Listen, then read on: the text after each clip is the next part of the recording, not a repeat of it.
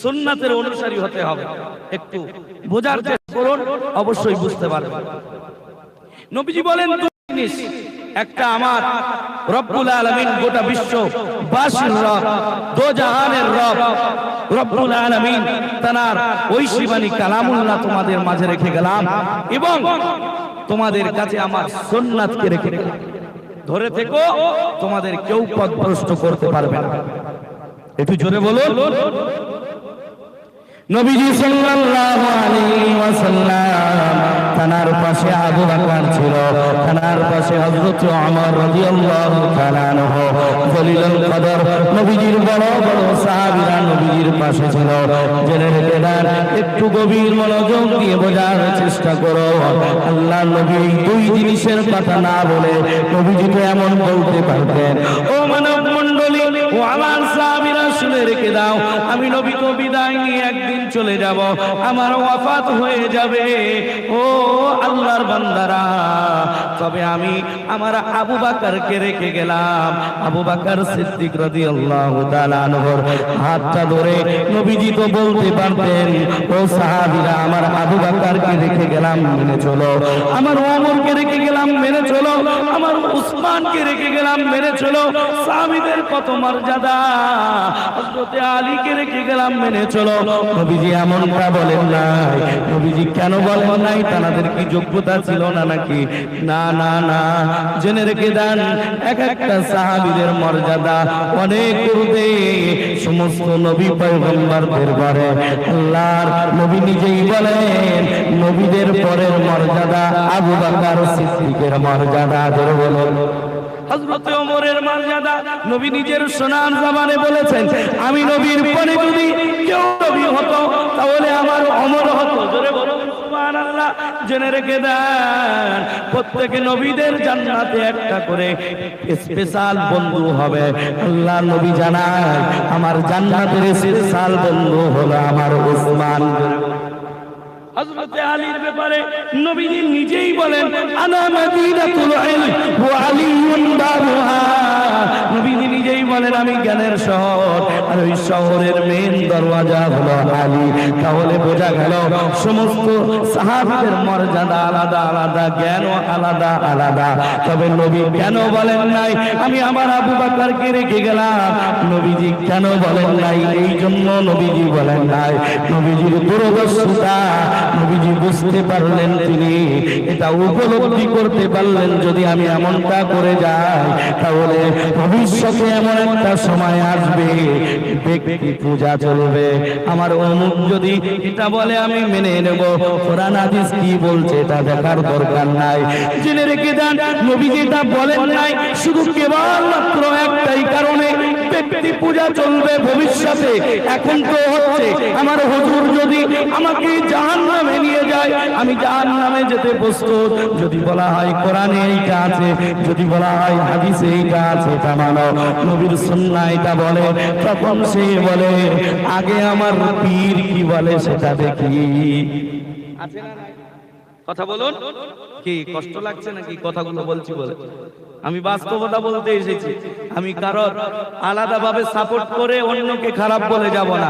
আমার যদি ভালোই বলতে হয়, আমি মদিনাওয়ালা এবং আমার রবের প্রশংসা করব, মদিনাওয়ালার গুণগান গাইব। জোরে বলুন মদিনাওয়ালা।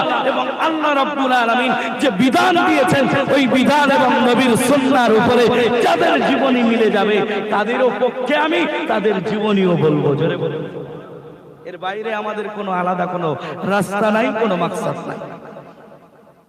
নবীজি সাল্লাল্লাহু আলাইহি সাল্লাম বলেছেন, আমি তোমাদের মাঝে দুইটি জিনিস রেখে গেলাম, একটা কোরআন এবং আরেকটা আমার সুন্নাহ। ও দুনিয়ার মানুষ, আমার আব্বা জানেরা, আমার ভাই জানেরা, আল্লাহ রাব্বুল আলামিন একটা আয়াত আমাদের মাঝে দিলেন সূরা আরাফের মধ্যে। একটু গভীর মনোযোগ দিয়ে শুনুন, এটা বোঝানোর জন্য আমার মূল কথা হলো এটাই, একটু খেয়াল করুন। কোরআনুল কারীম নবীজি বললেন, তবে আল্লাহ রাব্বুল আলামিন কোরআনুল কারীমের মধ্যে এমন একটি আয়াত আমাদের শোনালেন, যে আয়াতটা আমার আহলুল হাদিস ভাইরা দলিল দিয়ে থাকে, বলে ওলি মানা যাবে না, পীর মানা যাবে না। বলছে এটা আমরা নিজে বলি না, এটা আল্লাহ নিজে বলছে, কোন ওলি মানা যাবে না। আমার ওই ভাইরা এই দলিল দিয়ে থাকে আমার কোরআন থেকে। সূরা আরাফ 3 নম্বর আয়াত আল্লাহ রাব্বুল আলামিন বলেন, ইত্তাবিউ মা উনজিলা ইলাইকুম মির রাব্বিকুম ওয়া লা তাত্তাবিউ মিন দুনিহি আউলিয়া। আল্লাহ রাব্বুল আলামিন বলেন, তোমরা অনুসরণ করো তোমাদের রবের তরফ থেকে যা এসেছে, অর্থাৎ এই কোরআনকে তোমরা অনুসরণ করো। ওয়া লা তাত্তাবিউ, আর অনুসরণ করো না মিন দুনিহি আউলিয়া, তোমাদের মধ্য থেকে যারা আউলিয়া তাদেরকে মেনো না। কি আয়াত পরিষ্কার নাকি? এর মধ্যে আসল মূল ঘটনা লুকিয়ে। আমার ভাইরা বলবে, এই দেখো কোরআন লেখা আছে ওয়ালা তাত্তাবিউ মিন দুনিহি আউলিয়া, ওলি মানতে আল্লাহ নিজে নিষেধ করছে। আরে বাবা, শুধু পরিষ্কার আয়াত দেখলে হবে? তার তো ব্যাখ্যা দেখতে হবে, তার আগে পরের কথা বুঝতে হবে। আল্লাহ রাব্বুল আলামিন, আমি এই আয়াতের সংক্ষিপ্ত তাফসীর করব, একটু গভীর মনোযোগ দিয়ে শুনুন। আল্লাহ আসলে কোন ওলির কথা বলেছে? কোরআনুল কারীমে দুই ধরনের ওলির কথা এসেছে। একটা আল্লাহর ওলি, অর্থাৎ আল্লাহর বন্ধু, আর একটা ওলি হলো মিস্টার ইবলিসের ওলি। কথা বুঝে আসছে? আল্লাহ রাব্বুল আলামিন সূরাতুল বাকারা, আল্লাহ রাব্বুল আলামিন এই সূরার মধ্যে বলেন, আল্লাহু ওয়ালিয়ুল্লাযীনা আমানু ইউখরিজুহুম মিনাজ-যুলুমাতি ইলান-নূর। আল্লাহ নিজেই বলেন, আমি আল্লাহ ঈমানদারদের বলি, অর্থাৎ অভিভাবক। জোরে বলুন সুবহানাল্লাহ। আল্লাহ আমাদের অভিভাবক, মূল কথা। এবার আল্লাহর বন্ধুরা যারা হবে, যারা আল্লাহ চেনাবে, এটার দ্বারাই প্রমাণ তারা হলো আল্লাহর বন্ধু। আল্লাহর বন্ধু বলেই ওই ব্যক্তিগুলো কিছু করুক আর নাই করুক, আল্লাহর বান্দাগুলোকে আল্লাহর দিকে ঠেলে দেয়। এটা কিভাবে? আমার মুর্শিদ আল্লামা আযান রাহমাতুল্লাহ আলাইহির দিয়ে একটু গভীর মনোযোগ দিয়ে শুনুন। থানার থেকে উদাহরণটা দিই, একটু বোঝার সুবিধা হবে, কারণ থানাকে আমরা মেনে চলি। তো আমার আব্বা জানেরা, আমার ভাই জানেরা, আযান রাহমাতুল্লাহ আলাইহিকে তো আমরা দেখি নাই, মুয়াজ্জিন হুজুরকে দেখি নাই, হাফিজি হুজুরকে অনেক মুরব্বী বাবাজিরা হয়তো দেখেছেন, শাবল সিঙ্গাপুরে রহমাতুল্লাহ আলাইহিকে তো আমরা প্রায় জন দেখেছি, দিনাশিন হুজুর কিবলা হাফিজাহুল্লাহ তানাকে তো আমরা সকলেই দেখেছি, ঠিক না বেঠিক? বলুন। যদি কোনো আল্লাহর বান্দা আমার মুর্শিদের কাছে যায়, যাওয়ার পরে গিয়ে বলে, হুজুর একটু দোয়া করে দেন, আমার ছেলে সন্তান কথা শোনে না, আমার বিবি কথা শোনে না, আমার ব্যবসায় উন্নতি নাই। ও দুনিয়ার মানুষ, যদি কোনো বান্দা আল্লাহ ওয়ালার দরবারে যায়, আল্লাহ ওয়ালার কাছে যায়, এটা বিদআত শিরক কিছু নাই। কারণ আল্লাহ ওয়ালার কাছে গেলে আল্লাহ ওয়ালা হওয়া যায়। একটা মেডিকেল কলেজের স্টুডেন্ট, তার চিন্তাধারা থাকে আমি একটা বড় এমবিবিএস ডাক্তার হব, সেই জন্য সে মাঝে সাঝে কোনো দামি এমবিবিএস ডাক্তারের কাছে যায়, গিয়ে ওই ডাক্তার সাহেবের কাছ থেকে কিছু পরামর্শ নেয়। ও ডাক্তার মশাই, একটু বলুন, আমি তো এখন স্টুডেন্ট, আপনি একটু পরামর্শ দেন, আপনি কিভাবে দামি হলেন, কিভাবে এত দামি ডাক্তার হলেন, আমিও ভবিষ্যতে দামি হতে চাই। জেনে রেখে দেন, একটা মেডিকেল কলেজের স্টুডেন্ট একটা দামি ডাক্তারের কাছে যায়, তার পিছনে উদ্দেশ্য সেও দামি হবে। তদ্রূপ একটা আল্লাহর বান্দা যখন আল্লাহ ওয়ালার দরবারে যায়, তার পিছনে একটাই উদ্দেশ্য থাকে, আমি দূরে থাকলে কি দেখবো, কি বুঝবো? আল্লাহ ওয়ালা জানারা আল্লাহর জন্য জীবন যাপন করছি, যারা যারা আল্লাহর জন্য সব কিছু করতে পারে, তাদের মাঝে যদি আমি মাঝে সাঝে একটু যাওয়া আসা করি, ওই ব্যক্তিকে, ওই আল্লাহওয়ালাকে দেখবো আর নিজের মধ্যে প্রশ্ন করব, ও মন তুমি বলো দেখি, বলো দেখি, ওই ব্যক্তিত্ব উনিও তো আল্লাহর বান্দা, ও মন তুমিও তো আল্লাহর বান্দা। নিজেকে যখন প্রশ্ন আপনি করবেন, আপনার মন থেকেই একটা জবাব আসবে, ওই আল্লাহওয়ালা যেভাবে ইবাদতে আল্লাহকে খুশি করেছে, তোমারও হাতে সুযোগ আছে, তুমিও ইবাদত করো, রবের কাছে নিজের মাথাটা ঝুঁকিয়ে দাও, ও মন তুমিও আল্লাহর বন্ধু হয়ে যাবে। ও দুনিয়ার মানুষ, আমার আব্বা জানেনা, আমার ভাই জানেনা, আমরা পরিবেশ এটা বড় মারাত্মক জিনিস। আপনার পড়াশোনা ভালো না, আমি আপনার কাছে অনুরোধ করে বলছি, আপনার কোনো কিছু যে মন লাগছে না, আমি বলবো যারা মন দিয়ে পড়াশোনা করে, যারা মন দিয়ে কাজ করে, তাদের আশেপাশে থাকবেন, আপনার মনটাও তাদের সাথে মিলে গিয়ে কাজে মন লাগবে, খারাপ দিকে আর মন যাবে না। যদি নিজে ভালো হন, খারাপ বন্ধুর সাথে ওঠা বসা করেন, নিজের ভালো গুণটা চলে গিয়ে খারাপ বন্ধুর গুণগুলো নিজের মধ্যে আসবে, এটা স্বাভাবিক। কি বলেন, ঠিক না বেঠে? আল্লাহওয়ালাদের কাছে যাওয়ার উদ্দেশ্য হলো, আল্লাহওয়ালারা কি বলবে? আল্লাহওয়ালারা বলবে, ও আল্লাহর বান্দারা, নবী এই বলেছে, আল্লাহ এই বলেছে, তুমি এই দিকটা মেনে নাও, এই দিকটা ছেড়ে দাও, তুমি সোজা রাস্তায় চলো, এটা আল্লাহ বলেছে, এটা নবী বলেছে, এটাই তো আউলিয়াই কেরামদের কাজ। আউলিয়াই কেরাম তারা কিছু করুক আর নাই করুক, আল্লাহর বান্দাগুলোর দিল সাফ করে চলেছে। একটু জোরে বলুন না সুবহানাল্লাহ। অনেকেই বলবে কোরআন হাদিস থাকতে আল্লাহ নবী তো বলেছে, কোরআন এবং সুন্নাহ রেখে যাচ্ছি, এটাই মেনে বুঝে চলবো। জেনে রেখে দেন, আমরা একটু স্বাভাবিক আমাদের সামনে যেগুলো হয়ে থাকে সে থেকে একটু উদাহরণ নিই, তাহলে আরো বুঝতে সহজ হবে। আমরা নিজেদের ঘরে সাবমার্সিবল চাপ কল ব্যবহার করি কি করি না? কথা বলে না, করি তো নাকি? ও দুনিয়ার মানুষ, একটু দিল দিয়ে বোঝার চেষ্টা করুন, আমি আপনার শত্রু না, আমি আপনার হিতাকাঙ্ক্ষী হয়ে এসেছি। আমি আপনার পদবীর উপরে হাত রেখে বলছি, আপনি যদি আল্লাহ বিশ্বাসী হয়ে থাকেন, আপনি যদি আখিরাতে বিশ্বাসী হয়ে থাকেন, আপনি যদি নবীকে কিঞ্চিত পরিমাণও ভালোবাসেন, আমি আপনার কাছে অনুরোধ করে বলবো, ও আল্লাহর বান্দারা, তলাতলি করে কোনো লাভ হবে না, নিজেদের মধ্যে মারামারি ঘুষাঘুষি করে কোনো লাভ হবে না, নিজেদের মধ্যে কিলাকিলি করে কোনো লাভ হবে না। জেনে রেখে দেন, যারা দামি হওয়ার, যারা দুনিয়ায় এস্টাবলিশ হওয়ার, তারা হচ্ছে, আর আমরা যেমন কুড়িতে ছিলাম এখনো 2026-এ তাই আছে। আমাদের উন্নতি নাই, আমরা কিছু যদি করি তো নিজেদের মধ্যে মারামারি ছাড়া আর কিছু করি না। এমএলএর ছেলে এমএলএ হচ্ছে, তার ছেলে এমএলএ হচ্ছে, এমপির ছেলে এমপি, প্রধানমন্ত্রী ভাবছে আমার ছেলেটাকে ভাইপো বানিয়ে আমি প্রধানমন্ত্রী করব, এস্টাবলিশ সে করেছে, আর আমার আশেপাশের ছেলেগুলো এদিকে ওদিকে, এদিকে ওদিকে এর পিছনে ঘুরতে ঘুরতে ঘুরতে 10-15 বছর হয়ে গেল, বরং তার সংসারে অশান্তি লেগে আছে। কোন ঠিক না?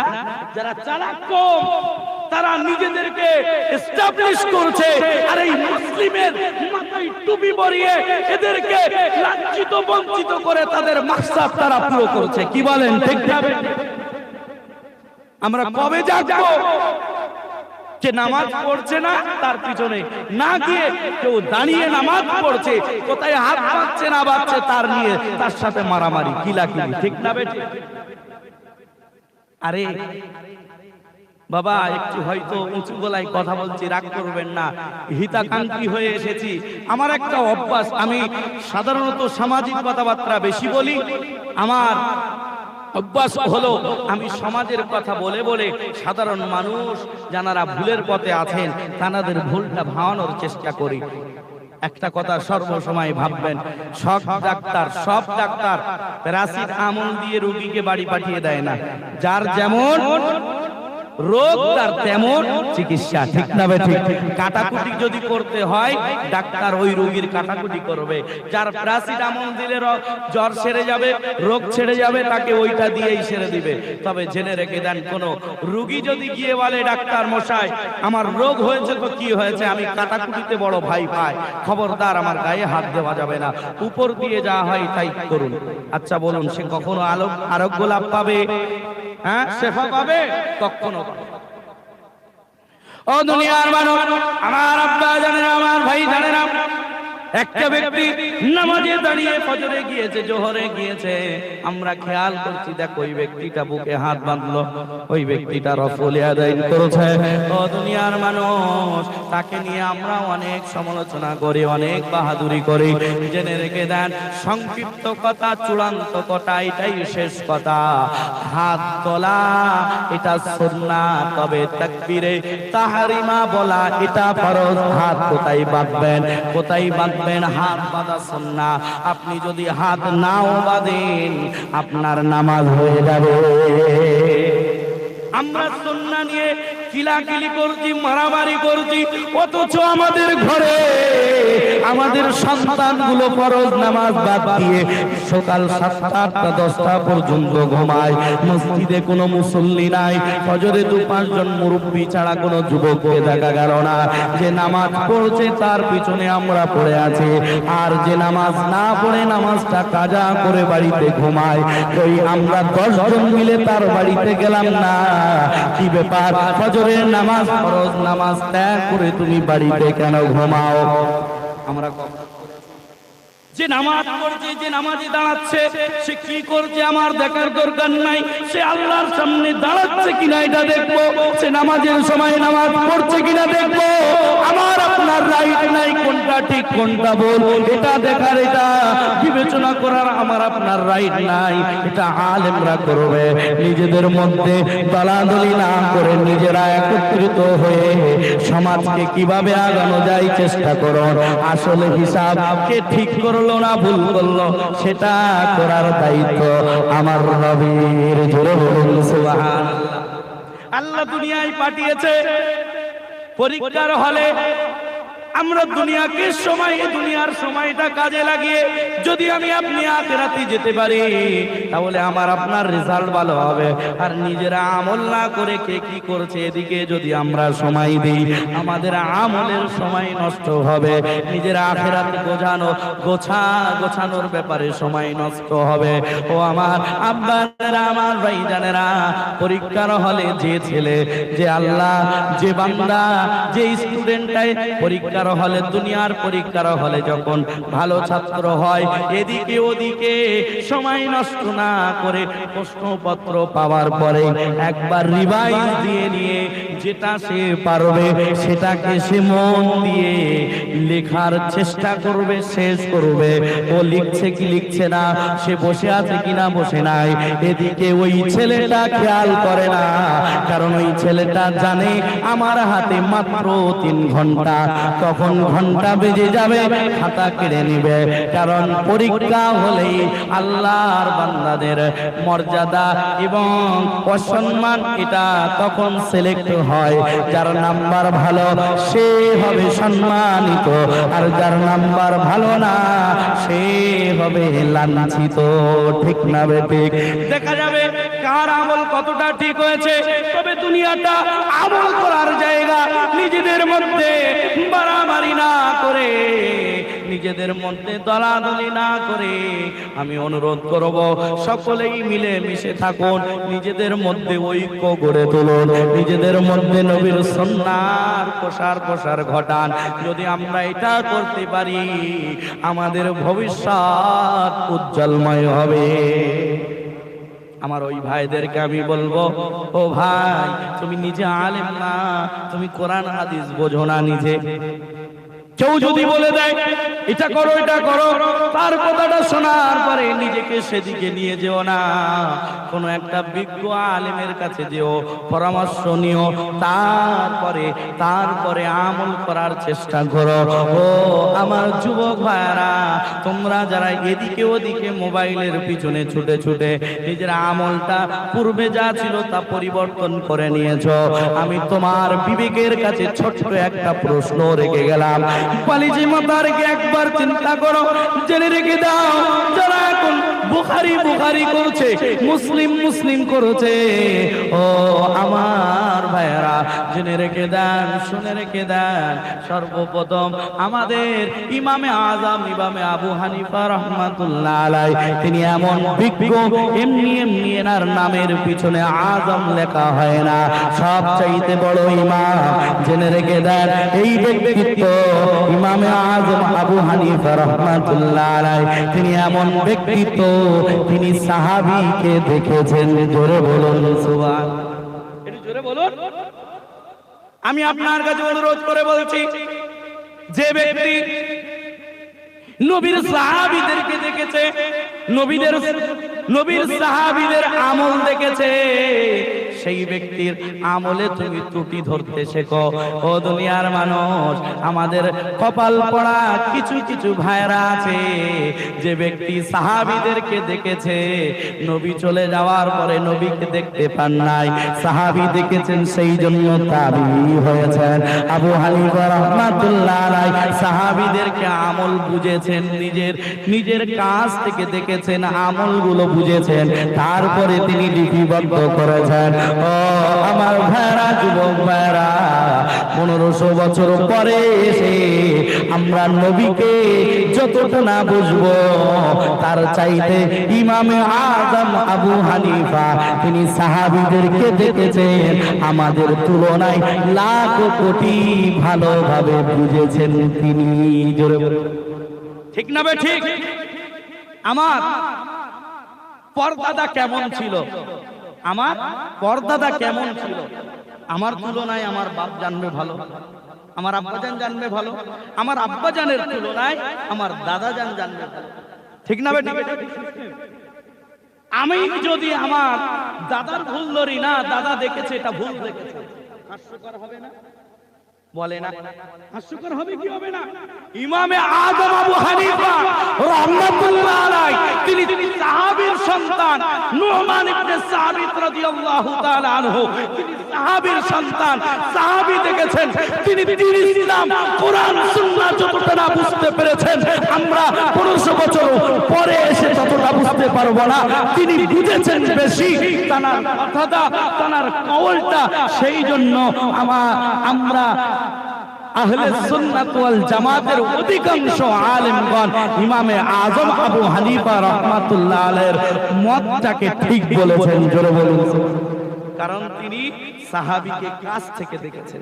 আমার কথা বুঝে আসছে তো নাকি? যে কথাটা বলছিলাম, আমাদের মধ্যে টিউবওয়েল আছে, চাপকল আছে, আমরা ব্যক্তিত্ব কেন মানব, পীর মানব কেন, ওলি মানব কেন? অনেকেই বলে এই কোরআনের আয়াতটা দিয়ে, ওয়ালা তাত্তাবিউ মিন দুনিহি আউলিয়া, তোমরা মেনো না কোন আউলিয়া এবং ওলিকে মেনো না। জেনে রেখে দেন, শুনে রেখে দেন, আমরা কেন মানব? একটু গভীর মনোযোগ দিয়ে বোঝার চেষ্টা করো। আমরা চাপকল কেন ব্যবহার করি, আমরা টিউবওয়েল কেন ব্যবহার করি, আমরা সাবমার্সিবল কেন ব্যবহার করি? কারণ ওই তলদেশে যে পানিটা আমাদের পান করার যোগ্য, ওটা আমরা নিজেদের হাত দিয়ে তুলতে পারি না বলে আমরা অযোগ্য। সেই জন্য চাপকলকে মাধ্যম বানালাম। চাপকলকে যখন মাধ্যম বানালাম, ওই তলদেশের পানিটা ওই চাপকল চাপ দিয়ে আমাদের কাছে পান করার উপযোগী করলো। সেই জন্য পান করতে পারি, ঠিক না বে ঠিক? তত্র আমরা জানি না, বুঝি না, অজ্ঞ, আমরা জাহেল, আমরা কোরআন সুন্নাহ ততটা ভালো বুঝি না। আলেমদের তুলনায় আমরা কোরআন সুন্নাহ জানি না, বুঝি না, আউলিয়া কেরামদের তুলনায় বেশি বুঝি না। সেই জন্য আমরা কোরআন সুন্নাহর মধ্যে চাপা পড়া যে মাসালাগুলো আছে, যে হুকুমগুলো, বিধানগুলো আছে, এটা আমি জাহেল, আমি অজ্ঞ, সেই জন্য জানি না, বুঝি না। সেই জন্য আমি আলেমদের কাছে দৌড়ে যাই, আমি পীর কামেলদের কাছে দৌড়ে যাই, আউলিয়া কেরামদের কাছে দৌড়ে যাই। ওই কোরআন এবং হাদিসের গভীরে থাকা ওই বিধিবিধান যেটা আমার ব্রেনে ধরে আসে না, যেটা আমি নিজের যোগ্যতায় বার করতে পারবো না, কোরআন হাদিস তোই যথেষ্ট, তবে আমি তো বুঝি না। আমার সামনে যদি কোরআনটা খুলে দেওয়া হয়, ওই কোরআন আমি রিডিং ভালো করতে পারি না। আমি সেই জন্য আলেম শায়েখের কাছে যাই, ওই কোরআন এবং হাদিসটা জানা বোঝার জন্য। আউলিয়া কেরামগণ ওই কোরআনে এবং নবীর সুন্নাহর মধ্যে যেগুলো উপযোগী, অর্থাৎ আমার আপনার জন্য সহজ হবে, সহজে আমরা করতে পারবো, সেগুলো তারা কোরআন সুন্নাহ থেকে রিসার্চ করে আমাদের মাঝে তারা দিয়ে দেন। জোরে বলুন সুবহানাল্লাহ। আজান গাজী রহমাতুল্লাহ আলাইহি 1876 খ্রিস্টাব্দে হাক্কানী আঞ্জুমান প্রতিষ্ঠিত করার পরে আমার কাছ থেকে নতুন তথ্য পাবেন। আজান গাজী রহমাতুল্লাহ আলাইহির ব্যাপারে একটু গভীর মনোযোগ দিয়ে শুনুন। 1876 খ্রিস্টাব্দে তিনি যখন এই হাক্কানী আঞ্জুমান নামক সংগঠন গড়ে তুললেন, শিরোনামে লিখলেন, বিনা পয়সায় দিন ও দুনিয়া, শান্তি মঙ্গল রূহানি তারাক্কির উপায়। এই রুহের দেবালাপের হসপিটাল বানালেন হাক্কানী আঞ্জুমান। জোরে বলুন সুবহানাল্লাহ। সর্ব হসপিটাল আমাদের কাছে আছে, তবে এই কলবের উন্নতি কিভাবে হবে, এই কলবের ডেভেলপ কিভাবে হবে, কোথাও পাওয়া যায় না। পাওয়া যদি যায়, আউলিয়া কেরামদের পাশে পাওয়া যাবে। দুনিয়ার মানুষ, আমি আপনাদের হাত না ধরে পাই ধরে বলবো, বড় কষ্ট লাগে, বড় কষ্ট লাগে, কান্না আসে, হৃদয়টা খান খান হয়ে যায় যে এক টুপিওয়ালা আর এক টুপিওয়ালার বিরুদ্ধে যায়, এক দাড়িওয়ালা আর এক দাড়িওয়ালার বিরুদ্ধে যায়, একটা কোরআন মানলেওয়ালা, একই কোরআন, একই রব, একই রব, একই নবীর উম্মত হওয়ার পরেও এ ওর বিরুদ্ধে যায়, ওর বিরুদ্ধে যায়।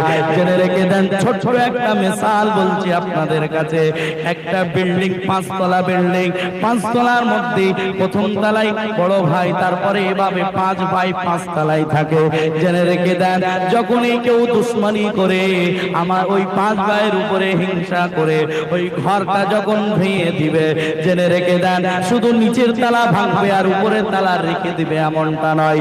5 ভাইয়ের উপরে হিংসা করে পুরো ওই ঘরটাই ভেঙে ফেলবে। আর ঘরটা যখন ভেঙে ফেলবে, কারোর অস্তিত্ব তখন বাকি থাকবে না। ফুরফুরা তাবলীগ আহলুল হাদিস।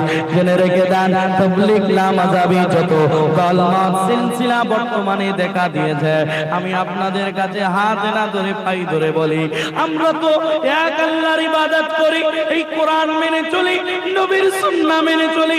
জেনে রেখে দেন, আমাদের প্রত্যেকের মাকসাদ হলো জান্নাত পাওয়া, আল্লাহকে রাজি করা, নবীর তরিকা মেনে, এটা প্রত্যেকেরই ইচ্ছা, প্রত্যেকেরই মাকসাদ। ফুরফুরা ওয়ালা নামাজ পড়ে, জিকির করে জান্নাত পাওয়ার জন্য, আযান গাছিওয়ালা নামাজ পড়ে, জিকির করে, তেলাওয়াত করে, হালাল খায়, আল্লাহর ভয় অন্তরে রাখে জান্নাত পাওয়ার জন্য। তাবলীগ ওয়ালাও জামাতে যায় নামাজের শিক্ষা দেওয়ার জন্য, নবীর সুন্নাহকে আম করার জন্য। যে যেখানে যে সেক্টরে আল্লাহর দ্বীনের খিদমত করেছে, প্রত্যেকের মাকসাদ কিন্তু জান্নাতে যাওয়া। জেনে রেখে দেন, শুনে রেখে দেন, বুঝে রেখে দেন, আমরা চেষ্টা করব দ্বীন ইসলাম কিভাবে এগিয়ে যায়, যে কোনো মাধ্যমে চেষ্টা করা যায়, তবে চেষ্টা কিন্তু একটাই থাকতে হবে, কোরআন কিভাবে এগিয়ে যায়, ইসলাম কিভাবে এগিয়ে যায়। আমি আপনাদের কাছে অনুরোধ করে বলছি, তাবলীগ ওয়ালার মাধ্যমে একটা বেনামাজি নামাজি হচ্ছে কি হচ্ছে না, কথা বলুন, একটা নামাজ যে জানতো না সে নামাজ শিখছে। ফুরফুরাওয়ালার মাধ্যমে একটা আল্লাহর বান্দা নামাজি হচ্ছে, জিকিরওয়ালা হচ্ছে। আজান গাছি রহমাতুল্লাহ আলাইহির দ্বারাই কিছু হোক আর নাই হোক, বেনামাজি গুলো নামাজি হচ্ছে। সুদ খানেওয়ালা যারা লোনের সাথে নিজের সম্পর্ক রেখেছিল, জেনে রেখে দেন প্রত্যেকে নেই, প্রত্যেকেই দিনের খিদমত করেই চলেছে। প্রত্যেকের দ্বারাই দিনের খিদমত হচ্ছে। আমি আপনার কাছে অনুরোধ করে বলছি, প্রত্যেকের যোগ সূত্র একটাই, কোরআনকে আগিয়ে নিয়ে যাওয়া। আর আমাদের মধ্যে একটাই ইচ্ছা, নিজেদের মধ্যে মারামারি করা। ও আমার আব্বা জানেরা, আমার ভাই জানেরা, আজ বর্তমান সময়ে মুসলিম মাথা তুলে দাঁড়াতে পারছে না, লাঞ্ছিত বঞ্চিত। এই দেখছেন না কতভাবে ষড়যন্ত্র চলছে। মুসলিমকে দেশ ছাড়া করা হবে, দেশ ছাড়িয়ে দেওয়া হবে। এই ভারতবর্ষকে হিন্দুস্তান নামে হিন্দু রাষ্ট্র হিসাবে গঠিত করবে তারা। ষড়যন্ত্র চলছে, জেনে রেখে দেন। আমাদের মসজিদ, আমাদের মাদ্রাসা, আমাদের গোরস্থানের ব্যাপারে তারা বিল পাস করেছে, জেনে রেখে দেন। কোন মসজিদ ভাঙার আগে তারা একবারও জিজ্ঞাসা করবে না এটা ফুরফুরার মসজিদ না জানগাছির মসজিদ, এটা তাবলীগের মসজিদ না এটা আহলুল হাদিসের মসজিদ। একবারও তারা এটা যাচাই বাছাই করবে না। তারা যদি যাচাই বাছাই করতেই চায়, তারা একটাই যাচাই করবে, এই ঘরটা কাদের? এটা আল্লাহর ঘর। এটা কারা ব্যবহার করে? মুসলমান। মুসলমান যদি ব্যবহার করে, দাও ভেঙে গুড়িয়ে দাও। সেই জন্য আমরা নিজেদের মধ্যে মারামারি না করে যদি আগিয়ে আসি দিন ইসলামের জন্য। আজকে বলা হয় একত্রিত হও, ও আল্লাহর বান্দারা দিন কায়েমের জন্য একত্রিত হও। এক হুজুর বলে আমার ছাতার তলায় আসো, আর এক হুজুর বলে আমার কাছে আসো। কেউ নিজের আসল জায়গা ছাড়তে চায় না। আমি বলবো দিন ইসলাম সকলের জন্য এক।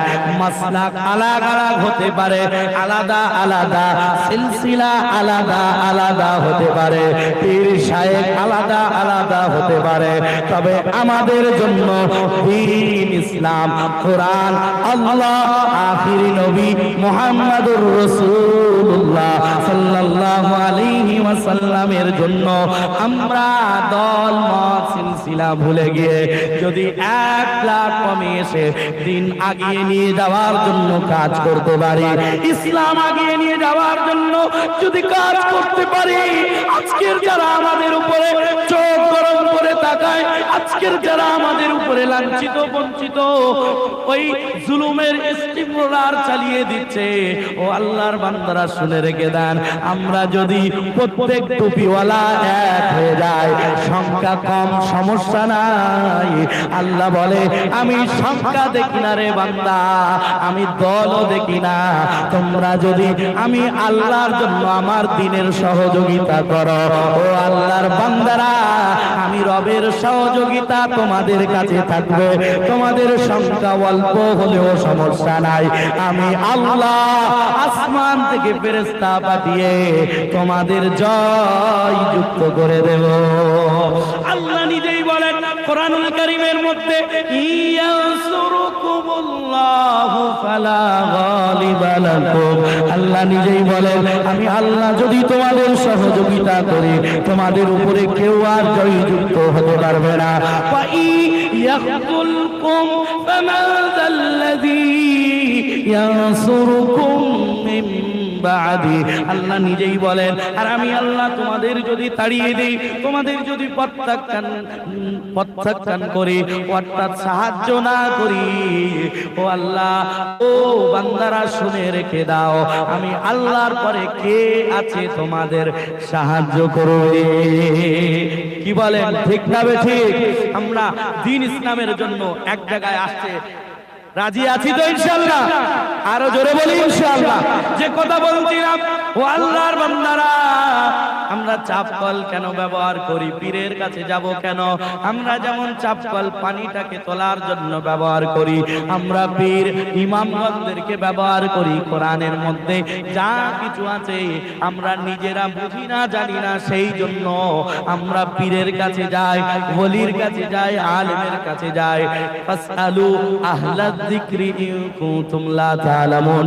আল্লাহ নিজেই বলে তোমরা যেটা জানো না, যারা আহলে জিকির অর্থাৎ জ্ঞান রাখনেওয়ালা, তাদের কাছে যাও জানা বোঝার জন্য।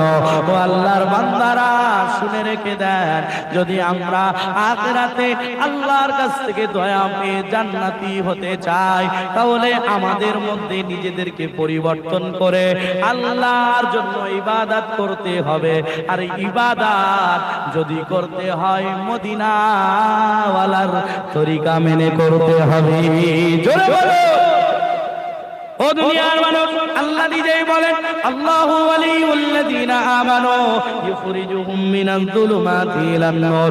ওই প্রথমে বলেছিলাম আল্লাহ কোরআনুল কারীমে দুই ওলির ব্যাপারে কথা বলেছে, এক নিজের বন্ধু আর এক হলো শয়তানের বন্ধু। যারা বলে ওয়ালা তাত্তাবিউ মিন দুনিহি আউলিয়া, তোমরা তোমাদের মধ্যে যারা আউলিয়া তাদের মেনো না। ওলির বহুবচন আউলিয়া। আল্লাহ যে বললেন ওলি মেনো না, আউলিয়া মেনো না, এটা তো পরিষ্কার আয়াত। তবে এর ব্যাখ্যা কি? ও দুনিয়ার মানুষ, আল্লাহ রাব্বুল আলামিন ওই আয়াতের মধ্যে সূরা বাকারার মধ্যে বলেন ওয়াল্লাযীনা কাফারু আউলিয়াউহুমুত তাগুত। আর যারা অবিশ্বাসী, যারা আল্লাহই বিশ্বাসী না, যারা কাফের সম্প্রদায়, তাদের ওলি হলো তাগুত। আল্লাহ যে বললেন ওয়ালা তাত্তাবিউ মিন দুনিহি আউলিয়া, এটা কোন আউলিয়া? আল্লাহ বোঝাতে চায় যারা আমার বিরুদ্ধে যায়, যারা আমার বিরুদ্ধে গিয়ে ষড়যন্ত্র করে। প্রথম করেছিল আজাজিল শয়তান। জেনে রেখে দেন, শুনে রেখে দেন, আল্লাহ তাদেরকেই মানতে নিষেধ করে যারা আল্লাহর বিরুদ্ধে যায়। আল্লাহ এখানে বলতে চাইলেন ওয়ালা তাত্তাবিউ মিন দুনিহি আউলিয়া। এখানে আল্লাহ বোঝাতে চাইলেন তোমরা মেনো না, মেনো না, মেনো না যারা শয়তানের ওলি তাদেরকে। জোরে আল্লাহ বলেন সূরা ইউনূস 62 নম্বর আয়াত, আলা ইন্না আউলিয়া আউলিয়া আল্লাহি লা খাউফুন আলাইহিম ওয়ালা হুম ইয়াহজানুন। একটু জোরে বলুন না সুবহানাল্লাহ। অনেকেই বলে ওলি মানা যাবে না, পীর মানা যাবে না। আল্লাহ নিজেই বলে সাবধান হয়ে যাও, আলা ইন্না আউলিয়া আল্লাহি লা খাউফুন আলাইহিম ওয়ালা হুম ইয়াহজানুন। জেনে রেখে দেন, আল্লাহ নিজেই বলে আমার বন্ধু যারা হবে তারা, তাদের জন্য দুনিয়ায় আখিরাতে কোনো চিন্তা ভয় নাই। আমি আল্লাহ তাদের জন্য জান্নাত রেখে দিয়েছি। একটু জোরে বলুন সুবহানাল্লাহ। তাহলে আমি যে কথাটা বলতে চাইছিলাম, আমাদের মধ্যে যারা বলে ওলি মানা যাবে না, পীর মানা যাবে না, তাদের উদ্দেশ্যটা কি? তারা কি বলতে চায়? কারণ যারা আউলিয়া কিরামদের থেকে দূরে চলে যাবে, শিক্ষকের থেকে দূরে চলে যাবে, ভালো মানুষের থেকে দূরে চলে যাবে, এক কথাই তারা আস্তে আস্তে ইসলাম থেকেও দূরে চলে যাবে। কথা বলুন। এখন যদি মিছিল করে ছাত্ররা, কেউ ছাত্রদের ক্ষতি করার জন্য মিছিল বার করে যে শিক্ষক মানা যাবে না, ছাত্রের কাছে টেক্সট বই আছে, এটাই যথেষ্ট। আচ্ছা আচ্ছা বলুন, যারা ছাত্রদের পক্ষে নেমে মিছিল করছে, আসলে তারা ছাত্রদের ভালো চেয়েছে না ক্ষতি চেয়েছে? বলুন। আজকের যারা হাক্কানি আলেম ওলামাদেরকে বিরুদ্ধে, তাদের বিরুদ্ধে প্রকাশ্য চ্যালেঞ্জ করে, যারা আউলিয়া কিরামদের বিপক্ষে চ্যালেঞ্জ করে, তাদের উদ্দেশ্য চ্যালেঞ্জ করা কোরআনের বিপক্ষে। কারণ এরা যদি আউলিয়া কিরামদের থেকে দূরে চলে যায়, জেনে রেখে দেন ওই বান্দাটাও ইসলাম থেকে দূরে চলে যায়। তার কারণ কি? আমি বাস্তব, আমার জীবনের বাস্তব একটা দিক বলছি। আমি এমন এলাকায় গিয়েছি, আল্লাহ নিয়ে গেছে, সেখানে আলেম নাই, সেখানে কোন দামি ব্যক্তিত্ব নাই, তবে সেই এলাকার ব্যক্তিগুলো, সেই এলাকার মানুষগুলো আজান গাছি রহমাতুল্লাহ আলাইহির সাথে সম্পর্ক গড়ে রাখার কারণে তারা নামাজ পড়ছে 5 ওয়াক্ত। যদি তারা এই আউলিয়া কেরামদের সাথে সংযোগ না রাখতো, তারা নামাজ ফুরফুরার দাদা হুজুর পীর কেবলা রাহমাতুল্লাহ আলাইহি জানারও অনেক কথা আছে। এমন এমন এলাকায় ফুরফুরার অনুসারীরা আছে, জেনে রেখে দেন, শুনে রেখে দেন, সেখানে যদি শুধু এই যোগসূত্র যদি না থাকতো, তারা ইসলাম থেকে দূরে চলে যেত। জেনে রেখে দেন, যে ছাত্র ভালো পড়ুক আর নাই পড়ুক, শিক্ষকের প্রতি যদি শ্রদ্ধা ভক্তি থাকে, আমার ওস্তাদগণ বলতেন যে যে বিয়াদবি করে না, যে বাড়াবাড়ি করে না, হাসি ঠাট্টা করে না, শিক্ষকের সামনে সে পড়া পারুক আর নাই পারুক, শিক্ষকের দোয়ার কারণে যে ছেলেটা ক্লাসে ফার্স্ট বয়, সে ছেলেটা জিতা পাওয়ার যোগ্য ছিল, সেটা না পেয়ে যে ছেলেটা খারাপ ছিল, পড়াশোনা ভালো ছিল না, ওই ছেলেটা শুধু কেবলমাত্র শিক্ষকের দোয়া থাকার কারণে ওই ছেলেটা যে ফার্স্ট বয় যে জায়গায় যাওয়ার যোগ্য ছিল, শিক্ষকের দোয়া থাকার কারণে ক্লাসের থার্ড বয় এই ছেলেটাকে আল্লাহ রাব্বুল আলামিন শুধু কেবলমাত্র শিক্ষকের দোয়া থাকার কারণে ওই স্থানে পৌঁছে দেয়। জোরে বলুন সুবহানাল্লাহ। জেনে রেখে দেন, আউলিয়া কিরামদের সাথে সংযোগ রাখলে কি হবে জানেন? আল মারউ মা'a মান আহাব্বা, যে যার সাথে মহব্বত ভালোবাসা রিশতা রাখে, তার সাথেই তার হবে। আজানগাছি রহমাতুল্লাহ আলাইহি তিনি আমাদের জান্নাতে নিয়ে যাবে, এটা আমাদের বিশ্বাস না। কথা বুঝে আসছে? অনেকেই বলে আবেগে আজানগাছি আমার হাত ধরে জান্নাতে নিয়ে যাবে, আমি ফুরফুরার অনুসারী, আমাকে দাদা হুজুর আমাকে জান্নাতে নিয়ে চলে যাবে, এটা সারা সর ভুল ধারণা। আমি আপনি যদি ইবাদতে আল্লাহর দিকে আগাই, আমল ঈমান ঠিক রাখতে পারি, আজানগাছি রহমাতুল্লাহ তিনিও আল্লাহর প্রিয় বান্দা, আমরাও বান্দা যদি ইবাদতে হতে পারি প্রিয়, জেনে রেখে দেন আজানগাছি রহমাতুল্লাহ আলাইহি মদিনাওয়ালার পিছনে থাকবে, আমরাও আজানগাছি রহমাতুল্লাহ আলাইহি সহ মদিনাওয়ালার পিছনে থাকবো। মদিনাওয়ালা জান্নাতে না গেলে জান্নাত উৎপাদন হবে না। জেনে রেখে দেন, আপনি ফুরফুরাওয়ালা হন আর যেই হন না কেন, মদিনাওয়ালার পিছু নিতে হবে, কারণ মদিনাওয়ালা জান্নাতে না গেলে জান্নাত খুলবে না, জান্নাতের দরওয়াজা খুলবে না, জান্নাত উৎপাদন হবে না। নবী সমস্ত নবীর আগে জান্নাতে কদম রাখবে, আর উম্মতে মুহাম্মাদি হওয়ার খাতিরে নবীজির পিছু পিছু আজানগাছি রহমাতুল্লাহ আলাইহি থাকবেন, ফুরফুরার দাদা হুজুরও থাকবেন, আমরাও থাকবো, নবীর পিছু পিছু আমরা একসাথে জান্নাতে যাব। জোরে বলুন সুবহানাল্লাহ। প্যারে হাজরিন, ফুরফুরাওয়ালার অনুসারী আমি আজানগাছির অনুসারী, আমি চবলিকের অনুসারী। গোলাবাজারি কিছু কিছু মানুষ করে, আছে না নাই বলুন? জেনে রেখে দেন, আজানগাছি রহমাতুল্লাহ আলাইহির ক্ষমতা নাই আপনাকে টেনে জান্নাতে নিয়ে যাবে। আল্লাহ নিজেই বলেন, ইন্নাল্লাযীনা আমানু ওয়া আমিলুস সালিহাতি কানাত লাহুম জান্নাতুল ফিরদাউসি নুজুলা। আল্লাহ ওয়াদা দিচ্ছেন, তোমরা ঈমান ঠিক করো, আমল ঠিক করো, তাহলে অবশ্যই অবশ্যই ও আমার বান্দারা তোমাদের জন্য জান্নাতুল ফিরদাউস রেডি করে রেখেছি। জোরে বলুন সুবহানাল্লাহ। গোলাবাজারি করে কোনো লাভ হবে না, আমল করতে হবে, নিজেকে গড়ে তুলতে হবে। চার দোকানে বসে বলছে ও আজানগাছি, ওর কিছু ঠিক নাই, ও অমুক, ও আহলুল হাদিস হয়ে গেছে। জেনে রেখে দেন, যে ব্যক্তিটা সমালোচনা করে, আলোচনা করে, সে নিজের দিকে একবারও তাকায় না, সে তার আলোচনা করছে, সে নিজে ঠিক না বে ঠিক? ফুরফুরার অনুসারী, আজানগাছির অনুসারী হন, যেখানেই থাকেন না কেন আপনার ইবাদত, নামাজ না পড়লে, তেলাওয়াত না করলে, কোরআন না মানলে, নবীর সুন্নাত না মানলে আল্লাহর জান্নাতে যাওয়া যাবে না, যাবে না, যাবে না, যত বড় ব্যক্তিত্ব হোক না কেন। আদম আলাইহিস সালাতু ওয়াস সালাম থেকে নিয়ে ঈসা আলাইহিস সালাতু ওয়াস সালাম পর্যন্ত যত নবী রাসূল এসেছেন, হাসরের ময়দানে তাদের হালাত অবস্থা কি হবে? নবীদের কথা বলছি, তারা প্রত্যেকেই বলবেন ইয়া রাব্বি নাফসি, ইয়া রাব্বি নাফসি। আপনি বলুন, জলিলুল কদর সাহাবী আবু বকর সিদ্দিক, তাদের ব্যাপারে নবী এমন কোনো কথা বলেন নাই যে আবু বকরের অনুসারীদেরকে আবু বকর নিয়ে জান্নাতে যাবে, অমুক ব্যক্তি জান্নাতে নিয়ে যাবে।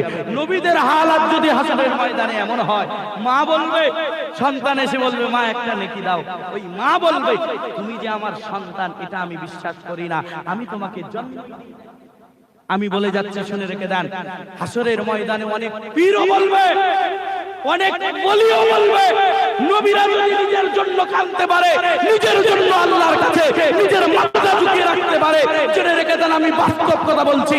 আমার কথা যদি ভুল হয় আমাকে বলবেন। অনেক পীর ও বলি বলবে আল্লাহ আমি দুনিয়ায় পীরই ছিলাম না, আল্লাহ তুমি আমাকে বাঁচাও। কথা বুঝে আসছে? ওই ধারণা বাদ দেন যে অমুক আমাকে নিয়ে যাবে। আপনাকে রবের সামনে একাকী উঠতে হবে, একাকী উঠতে হবে। এটার ধারণা আপনার কাছে রাখুন। আপনার জবাব আপনার দিতে হবে। ওই কবরে আজানগাছি যাবে না, ওই কবরে ফুরফুরাওয়ালা যাবে না, ওই কবরে তাবলীগের কোন বড় আমির যাবে না। ওই কবরে যদি যে থাকে শুধু কেবলমাত্র মদিনাওয়ালার সাথে একটা সংযোগ থাকবে। যদি বলতে পারেন এই ব্যক্তির ব্যাপারে আমি জানি বুঝি, এই ব্যক্তির সুন্নাত মেনেছি, আপনি যদি প্রশ্নের উত্তর দিতে পারেন তাহলে কবর আপনার জন্য জান্নাত হবে। যদি উত্তর না দিতে পারেন কবর আপনার জন্য জাহান্নামের টুকরা হবে। আজানগাছিওয়ালাও বাঁচাতে যাবে। কঠিন হয়ে যাচ্ছে নাকি কথা? হ্যাঁ কঠিন হচ্ছে। এই ধারণায় অনেকেই নামাজও পড়ে না। আমার এলাকার আমার সোনালিয়া গ্রামের এক ব্যক্তি বলছে ওই বছরে 10 দিন যে সালানা হয়, শেষের যে জিয়ারাতটা হয়, ওই জিয়ারাতে যাব, আমার এক বছরের সবকিছু গোছানো হয়ে যাবে। নাউযুবিল্লাহ পড়ো। অনেক ব্যক্তি ধারণা করেছে আমি তো ফুরফুরার অনুসারী, ও দাদা পীর আছে আমাকে নিয়ে চলে যাবে। আমি অনুরোধ করে বলছি, হাতে না ধরে পাই ধরে বলছি, নবীজির একটা হাদিস দ্বারাই আপনার বুঝিয়ে দিই। আল্লাহ নবী আল্লাহর হাবিব বলেন কুল্লু উম্মতি ইয়াদখুলুনাল জান্নাহ ইল্লা মান আবা। নবীজি বলেন আমার সব উম্মত জান্নাতে যাবে। জোরে বলুন। সময় কি বেশি হয়ে যাচ্ছে? ছেড়ে দেবো আর কিছুক্ষণ হোক নাকি? মূল কথাটা বলে নিতে হবে, নইলে কিছু ব্যক্তিত্ব অনেকবার হয়েছে আজানগাছি রাহমাতুল্লাহ আলাইহির নামেও বাজে কথা বলা, না জেনে না বুঝে। আরে মিয়া তুমি আজানগাছি রাহমাতুল্লাহ আলাইহির ব্যাপারে কথা বলো, তুমি বলো দেখি দ্বীন ইসলামের জন্য তুমি কি করেছো, তোমার খেদমত কতটুকু হয়েছে। আজানগাছি যাই করুক আর নাই করুক, তার প্রতিষ্ঠানের দ্বারাই নামাজি যারা ছিল না তারা নামাজি হচ্ছে। এর দ্বারাই বোঝা গেল তানার দ্বারাই দ্বীন ইসলামের খেদমত হচ্ছে। তুমি কথা বলার আগে নিজের দিকে তাকাও। তুমি নিজে নামাজ পড়ো না, তুমি আজানগাছি রাহমাতুল্লাহ আলাইহির নামে কি বলবে? নিজের ব্যাপারে নিজে কোনো কিছু ঠিক নাই, আজানগাছি রাহমাতুল্লাহ আলাইহির নামে বলতে শুরু করেছে। আরে মিয়া শুনে রেখে দেন, যারা প্রকাশ্য ইসলামের বিরুদ্ধে করছে, ইসলামের বিরুদ্ধে চলছে, যারা নবীর বিপক্ষে চলছে, যারা ইসলামের মিটিয়ে দেওয়ার জন্য বলছে আমার কোনো কিছু শেষ হবে না, কোরআন শেষ হয়ে যাবে কিন্তু আমার উন্নয়নের কথা শেষ হবে না। নাউযুবিল্লাহ বলুন। আমরা তার পিছনে ছুটছি শুধু 2 টাকা 5 টাকা নেওয়ার জন্য। আর যে আজানগাছি রাহমাতুল্লাহ আলাইহি নিঃস্বার্থে আল্লাহর বান্দাগুলোকে ডাকছে আসো আসো আল্লাহকে মানো, নবী মানো, আমরা এর বিরোধিতা করছি। আর যে ইসলামের সারাসার ক্ষতি করছে তার পিছনে দৌড়াচ্ছি 500 টাকা পাওয়ার জন্য, 1000 টাকা পাওয়ার জন্য। কি কথা ঠিক আছে না? ভেজাল আছে নাকি? আমি কাউকে ভয় করি না। আরে দ্বীন ইসলামের জন্য কথা বলবো, কোন মায়ের লালকে ভয় করব না। কারণ দ্বীন ইসলাম যদি প্রতিষ্ঠিত হয়ে যায়, আমি 1.5 ঘন্টা কথা বলবো আজকে, আবার বাড়ি চলে যাব। জেনে রেখে দেন, আমি মিজানের একটাই ইচ্ছা, ভারতবর্ষে যেন এই কোরআনের রাজ কায়েম হয়ে যায়। জোরে বলুন সুবহানাল্লাহ। কারণ কোন বক্তা কোন ব্যক্তিকে ঘাড় ধাক্কা দিয়ে নামাজি বানাতে পারবে না। কোন বক্তা সুদকে সুদমুক্ত সমাজ করতে পারবে না, সুদের ভয়াবহতা বলতে পারবে। তবে জেনে রেখে দেন, এই আল্লাহর ঐশী কালামুল্লাহ যদি সমাজে প্রতিষ্ঠিত হয়ে যায়, এই কোরআন বাধ্য করে প্রত্যেক ঘরে ঘরে নামাজি তৈরি করে দেবে। আরো জোরে বলো, কোরআন যদি প্রতিষ্ঠিত হয়ে যায়, যাকাত ভিত্তিক অর্থনীতিও কায়েম হবে, সুদ ঘরে ঘরে থেকে উঠে যাবে, কারো বলা লাগবে না, কোরআন সব তুলে দিবে। জোরে বলো। সেই জন্য নবীজি সাল্লাল্লাহু আলাইহি সাল্লামের জীবনের দিকে তাকালে একটাই শিক্ষা পাওয়া যায়। নবীর জীবনী যেন আমাদের বলতে চায়, হে আমার উম্মতেরা শোনো শোনো, আমি নবী এতিম হয়ে অসহায় হয়ে দুনিয়ায় এসেছিলাম, তবে আমি ভেঙে পড়ি নাই। আমি নবী এতিম অসহায় হয়ে এসেও আমি শেষে রাষ্ট্রনায়ক হয়ে বিদায় নিয়েছি। অনেকেই একটু কঠিন কথা বললেই বলে রাজনীতির কথা বলো না। আরে মিয়া, আমাদের নবীজি রাজনীতি শিক্ষা দিয়ে গেছে। নবীজি তার জীবনীতে 53 থেকে 63 এই 10টি বছর নবীজি এই কোরআন দিয়ে দেশ পরিচালনা করেছিলেন। জোরে বলুন। মসজিদে নববীকে পার্লামেন্ট বানিয়েছিলেন আর সংবিধান হিসাবে কোরআনকে ব্যবহার করেছিলেন। জানাদের কোনো মর্যাদা ছিল না, এই কোরআন মেনে নেওয়ার কারণে, কোরআন প্রতিষ্ঠিত হওয়ার কারণে জানাদের মর্যাদা চির ছিল। আল্লাহ সকলকে টেনে হিরো বানিয়ে দিয়েছে। জোরে বলুন সুবহানাল্লাহ। ও দুনিয়ার মানুষ, আমার আব্বা জানেরা, আমার ভাই জানেরা, আল্লাহ নবী, আল্লাহর হাবিব মুহাম্মদুর রাসূলুল্লাহ সাল্লাল্লাহু আলাইহি ওয়াসাল্লাম তিনি বলেন, আমার সব উম্মত যাবে জান্নাতে ইল্লা মান আবা। নবী আলাদা করলে তবে আমার অস্বীকার করবে যারা, তারা জান্নাতে যাবে না। আচ্ছা, আমি আপনাদের কাছে অনুরোধ করে বলি, আল্লাহ নিজে, আল্লাহর নবী নিজের উম্মতের কথা বললেন। ফুরফুরাওয়ালাও নবীর উম্মত কি উম্মত না? আজানগাছিওয়ালাও কি নবীর উম্মত কি উম্মত না? যত দল মত সিলসিলা আছে তারাও নবীর উম্মতের মধ্যে শামিল। জেনে রেখে দেন, নবীর উম্মত যদি হিসাবে আমি আপনি আল্লাহর কাছে নিজেকে পরিগণিত করতে পারি, নবীজির সোনার জবানের কথা, নবীর উম্মত হবে যারা, জান্নাতে যাবে তারা। বলুন, নবীজি আবার একটু আলাদা করে বললেন, ইল্লা মান আবা, তবে আমি নবীকে অস্বীকার করবে যারা, তারা কিন্তু না। কারণ অনেকেই আছে বলে আমি নবীর উম্মত, অথচ নামাজ পড়ে না। আমি নবীর উম্মত, অথচ সুদের সাথে সম্পর্ক। আমি নবীর উম্মত, আমার বিবি বাইরে বেপরদায় ঘুরবে। আমি নবীর উম্মত, আমার বেটিটা স্কুল কলেজে যাবে, মাথায় হিজাব নাই, ওড়না নাই, নিকাব নাই। আমি নবীর উম্মত, আমি খারাপ কাজেও থাকবো, ভালো কাজেও থাকবো। জেনে রেখে দেন, নবীজি সেই জন্য বলে আমার উম্মত বলে অনেকেই দাবি করবে, তবে আমি নবী জানিয়ে দিলাম, ইল্লা মান আবা, তবে যারা আমি নবীকে অস্বীকার করবে তারা কিন্তু জান্নাতে। বলুন, সাহাবায়ে কেরাম বললেন, ইয়া রাসূলুল্লাহ, ইয়া হাবিবাল্লাহ, হুজুর, ও রাসূল, একটু বলুন কারা অবিশ্বাসী, কারা আপনার অস্বীকার করলো? ওই আবা উম্মত, অস্বীকারকারী উম্মত কারা, একটু বলুন। নবীজি সাল্লাল্লাহু আলাইহি সাল্লাম বলেন, ক্বালা মান আতানি দাখালাল জান্নাহ ওয়া মান আসানি ফাকাদ আবা। ও দুনিয়ার মানব, নবীজি সাল্লাল্লাহু আলাইহি সাল্লাম ক্লিয়ার করে দিলেন, আমাকে মানবে যারা, আমাকে অনুসরণ করবে যারা, জান্নাতে প্রবেশ করবে তারা। জোরে বলুন, আরো জোরে বলুন। তাহলে আপনি আজানগাছির অনুসারী হন, কোনো সমস্যা নাই। আজানগাছি রহমাতুল্লাহ আলাইহি তার অনুসারী হয়ে যদি আপনি নবীকে মাননেওয়ালা বানাতে পারেন, আজানগাছি হওয়ার পরেও আপনি জান্নাতে যাবেন। আপনি ফুরফুরাওয়ালা, ঠিক আছে, কোনো সমস্যা নাই। আপনি ওখানে থেকে যদি নবীর মাননেওয়ালা নিজেকে গড়ে তুলতে পারেন, আপনিও জান্নাতে যাবেন। কারণ নবী নিজের সোনার জবানে বলেছে, আমি নবীকে অনুসরণ করবে যারা, জান্নাত পাবে তারা। আর আমি নবীকে অস্বীকার, মানবে না যারা, আমার অনুসরণ করবে না যারা, তারাই হলো প্রকৃতপক্ষে অস্বীকারকারী। কি বলেন, ঠিক না বেঠিক? আমি বলি নবীর ভালোবাসি, আমি বলি আমি নবীর আদর্শ মানি, তবে আমার চলাফেরা, আমার ওঠা বসা, এটা সাক্ষী দেয় আমি নবী মানি না। আমার বিবির বেপরদা বলে দেয় আমি নবী মানি না। আমার বেটির বেপরদা বলে দেয়, আমার ছেলে সন্তানের চলাফেরা, চুলের কাটিংটা বলে দেয় আমি নবীকে পছন্দ করি না। ও দুনিয়ার মানুষ, তাহলে বোঝা গেল ফুরফুরা তাবলীগ আহলুল হাদিস যেই হোক না কেন, সেখান থেকে যদি নিজেকে নবীকে মাননেওয়ালা বানাতে পারে, সে যেই হোক, যে পীরের মুরিদ হোক না কেন, আল্লাহ রাব্বুল আলামিন সেখান থেকে ছাঁটাই বাছাই করে একটা মাপকাঠি বানাবেন।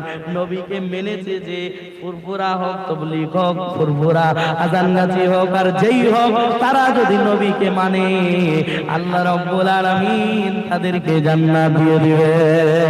অনেকেই বলে ফুরফুরায় আহলে সুন্নাত ওয়াল জামাত, ওই বলে না আহলে সুন্নাত ওয়াল জামাত জিন্দাবাদ, ওই বলে হিজবুল্লাহ জিন্দাবাদ। তারা নিজেদের ব্যাপারে এই শব্দটা ব্যবহার করে। জেনে রেখে দেন, আহলে সুন্নাত ওয়াল জামাত আসলে কারা?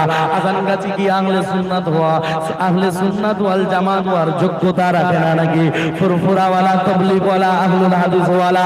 জেনে রেখে দেন, সংক্ষিপ্ত কথার মাধ্যমে আমার বয়ান শেষের দিকে নিয়ে আসছি।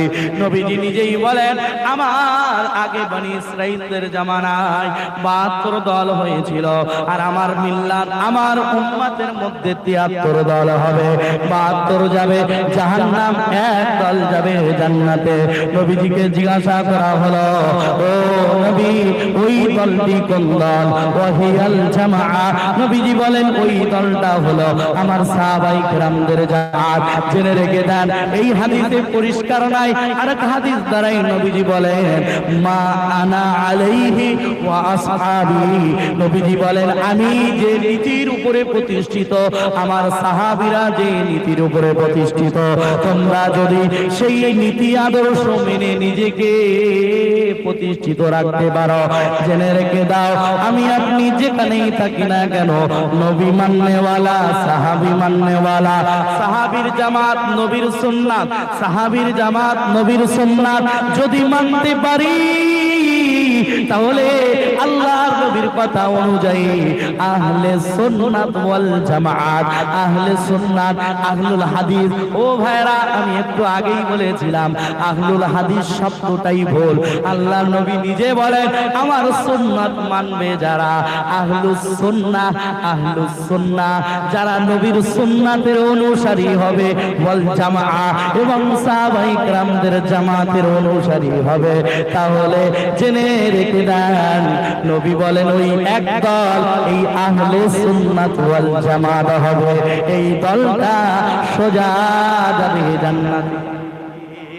একটু জোরে বলুন সুবহানাল্লাহ।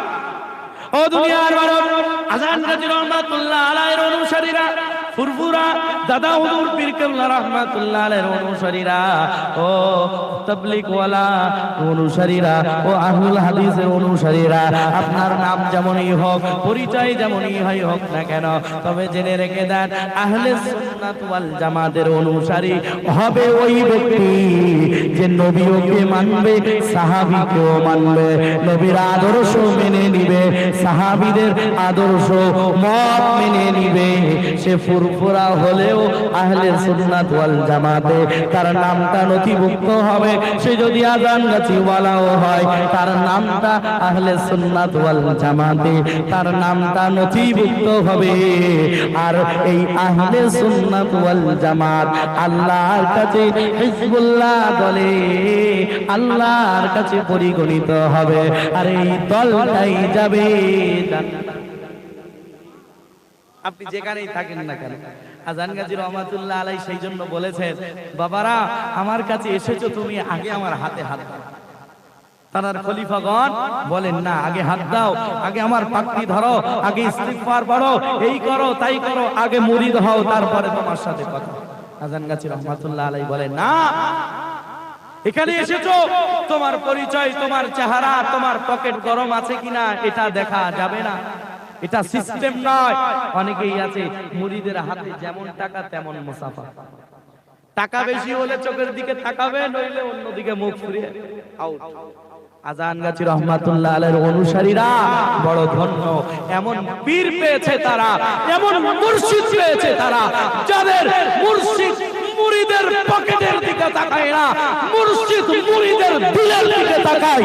দিল তার কেমন আছে, সে নামাজি কিনা, সে তিলাওয়াত করনে ওয়ালা কিনা, সে হালাল রুজি খানে ওয়ালা কিনা, সে আল্লাহর ভয় রাখনে ওয়ালা কিনা, এটার দিকে তাকিয়ে শুধু এটাই বলে, ও আল্লাহর বান্দা, যখন তুমি এসেছো নিজেকে নামাজি বানিয়ে নাও, নিজেকে কোরআন তেলাওয়াত পড়নে ওয়ালা বানিয়ে নাও, হালাল খানে ওয়ালা বানিয়ে নাও, তাকওয়া পরহেজগারি অবলম্বনকারী বান্দা হিসাবে নিজেকে গড়ে নাও, আর আল্লাহর কাছে দামি হয়ে যাও। জোরে বলো, এটাই আজান গাছে, আলাদা কিছু না। আমি এসে আলাদা বলতে পারি, অমুক এসে আলাদা বলতে পারে, কোন ব্যক্তিত্বর, কোন আলেমের দ্বারাই আজান গাজী রহমাতুল্লাহ আলাইহিকে বিচার, কোন বক্তার দ্বারাই আজান গাজী রহমাতুল্লাহ আলাইহিকে বিচার করা যাবে না। আজান গাজী সত্যের উপরে আছে কিনা, আজান গাজী সঠিকের উপরে আছে কিনা, যদি তুমি এটা জানতে চাও, হে যুবক, ও আমার মুরব্বীরা, আপনারা যদি এটা জানতে চান আজান গাজী সত্যের উপরে আছে কিনা, তার কথাগুলো দেখতে হবে, কারণ তিনি তো এখন দুনিয়ায় নাই, তার কথাগুলো এখনো ভাসছে। জোরে বলুন সুবহানাল্লাহ। তিনি বলেছেন রুহের ডেভেলপের জন্য উন্নতির জন্য বিনা পয়সায় দিন ও দুনিয়া শান্তি ও মঙ্গল রূহানি তারাক্কির উপায়।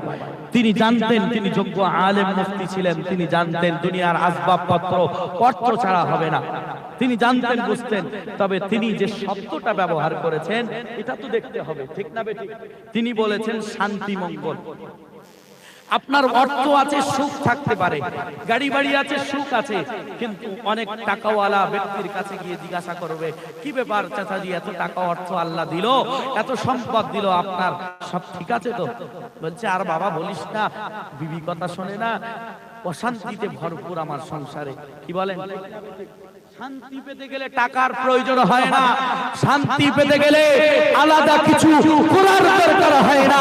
যদি কিছু করতে হয় এই দিলটাকে সাফ করতে হয়।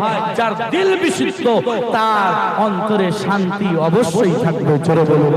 হাসান গাজী রহমাতুল্লাহ আলাইহির মিশন হলো আল্লাহর বান্দাগুলোর দিল সাফ করা। তিনি সেটাই বললেন, রূহানি তারাক্কির উপায়। যদি তোমরা রূহের ডেভেলপ চাও, প্রথম নাম্বার বিনা কাজায় নামাজ পড়ো। কথা বুঝে আসছে? এই কথা বলেই শেষ করে দেবো, কষ্ট হচ্ছে নাকি? এই কথাটা বলেই শেষ করব।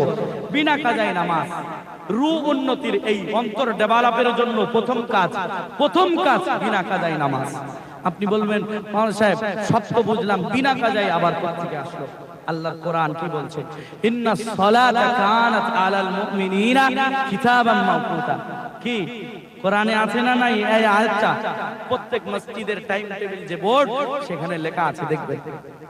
আল্লাহ বলেন, আমি মুমিনদের উপরে সময় মতন নামাজ ফরজ করেছি। সময় মতন বলতে কি? ফজরকে ফজরের সময়, জোহরকে জোহরের সময়, আসরকে আসরের সময়, মাগরিবকে মাগরিবের সময়, ঈশাকে ঈশার সময়। কথা বলুন। আপনি যদি ফজরকে জোহরের সময় গিয়ে পড়েন, এটা কি আর সময় মতন হলো?